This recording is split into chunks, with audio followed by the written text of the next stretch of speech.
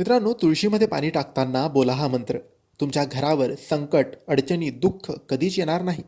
मित्रांनो, विष्णूची प्रिय असलेली तुळशी, जिला लक्ष्मीचं प्रतीक सुद्धा मानलं जातं.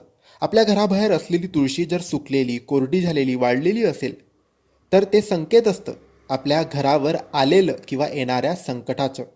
आणि जर आपल्या घराबाहेर तुळशी बहरलेली, ताजी तवानी दिसत असेल, तर आपल्या घरात सुख समृद्धी आहे, लक्ष्मीचा वास आहे, अशी मान्यता आहे. म्हणून आपल्या घराबाहेर तुळशी नेहमी ताजी तवानी आणि बहरलेली असायला पाहिजे. यासाठी तुळशीला प्रसन्न ठेवावं.